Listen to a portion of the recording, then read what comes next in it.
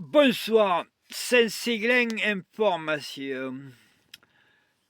Ce soir, une petite vidéo pour expliquer l'histoire d'un bonhomme. Je crois que vous le connaissez. Il s'appelle Pierre Malafalbier. Et pour expliquer un peu le Gate à Saint-Séglin. Alors, qu'est-ce qui se passe? Je vais faire court, je vais résumer. Il y a 15 ans à peu près, je me suis opposé à quelqu'un du Front National, à une certaine marionnette maréchal Dupin. À partir de ce moment-là, elle a dit on va te criminaliser. Bon, ok. Eh bien, ils ont pratiquement réussi. C'est vraiment des bons. Hein. C'est vraiment des bons. Comment ils ont fait? Ils ont trouvé une petite demoiselle, et je suis un homme, qui a été payé 4300 €, je crois, à peu près.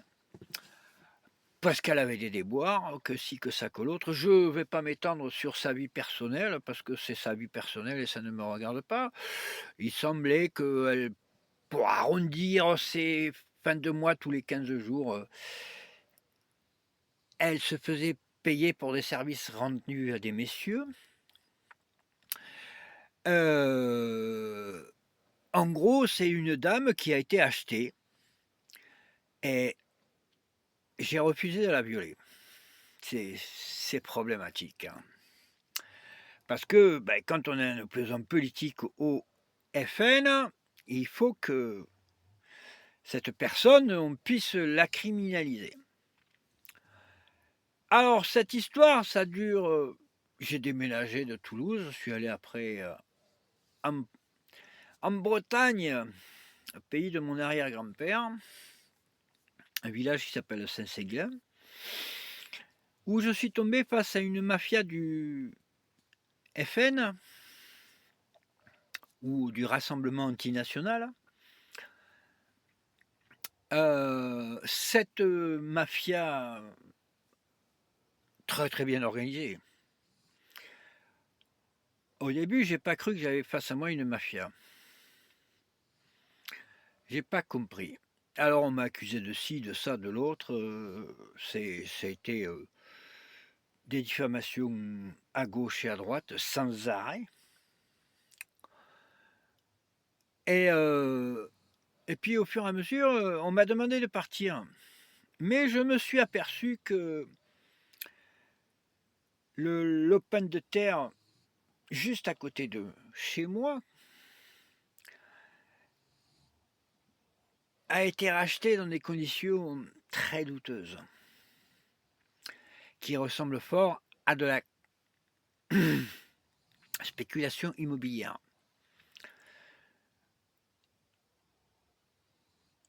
Il y a eu d'autres éléments sur le village qui ont prouvé que depuis une centaine d'années, il y a une mafia spéculative qui fait de la spéculation sur les biens immobiliers. C'est une des parties de cette mafia. Ça, c'est pas le plus important pour moi. Le plus grave est ailleurs. Déjà, ces gens ne respectent aucune des règles de la mafia. Aucune. Je dis bien absolument aucune des règles de la mafia. C'est-à-dire que dans la mafia, tu respectes un individu, tu t'attaques pas à son bien. Si tu as quelque chose à lui dire ou à lui faire, tu vas directement avec lui. Donc déjà, ces gens n'assument pas leurs responsabilités. Ils dépensent une énergie à m'empêcher de faire quoi que ce soit. Ça fait 15 ans qu'on me pirate de façon informatique, jour et nuit. Mais piratage informatique jour et nuit. Ah oui, ça impose que certaines personnes passent 24 heures sur un téléphone ou sur un ordinateur pour faire du piratage informatique, nuit comme jour. Donc, ces personnes-là, pour pouvoir tenir, il leur faut des expédients. Des expédients, donc comme la cocaïne par exemple. Hein. Je prends un exemple, hein, voilà. Et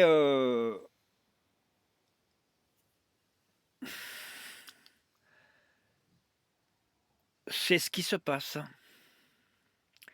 Mais au fil des ans, on s'est aperçu que, et du moins ils se sont aperçus que les enfants, ça allait très vite. Hein. Alors ils ont utilisé les enfants. Alors ça s'appelle de la pédocriminalité. Parce que on a eu des problèmes.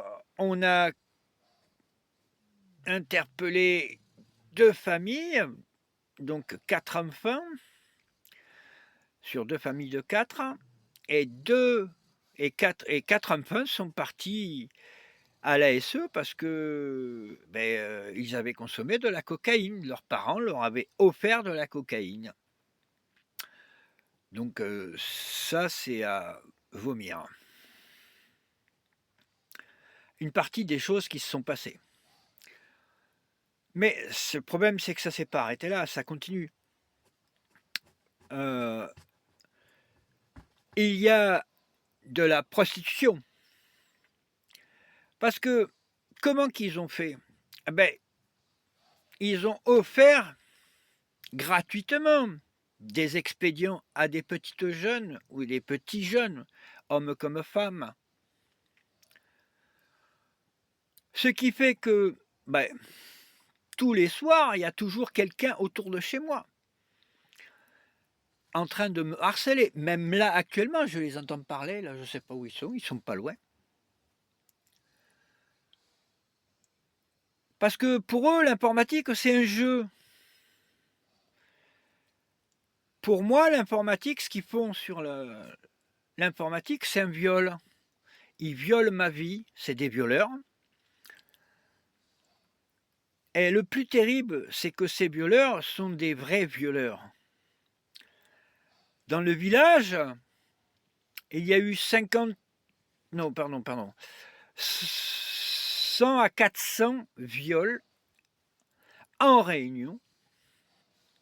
Et le plus terrible dans cette histoire, c'est que ce sont les femmes qui ont choisi les futures victimes ou les filles de leurs copains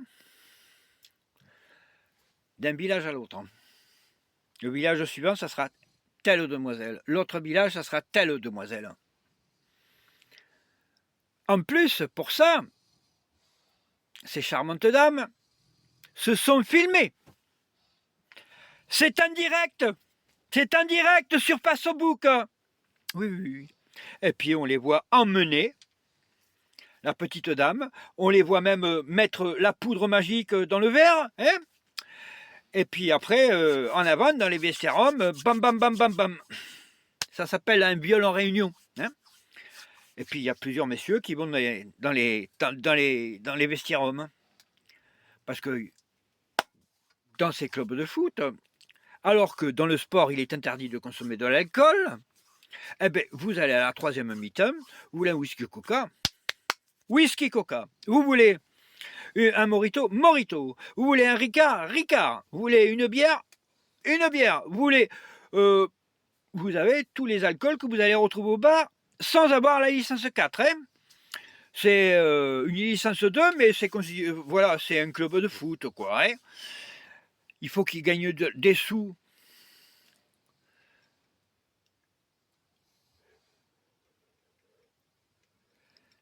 Quand vous voyez ça, écoutez, moi, ça me donne des boutons. Et quand j'ai vu certains hommes de loi emmener ces demoiselles dans les toilettes hommes ou les vestiaires hommes,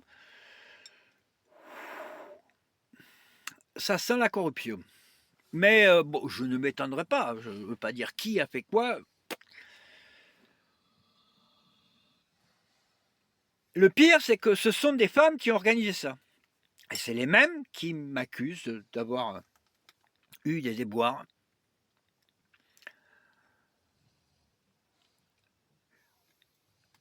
Et c'est les mêmes qui ont donné des expédients à des jeunes demoiselles, gratuitement bien entendu, et puis qui le week-end les emmènent à Rennes, via des réseaux TikTok et machin et patin et compagnie.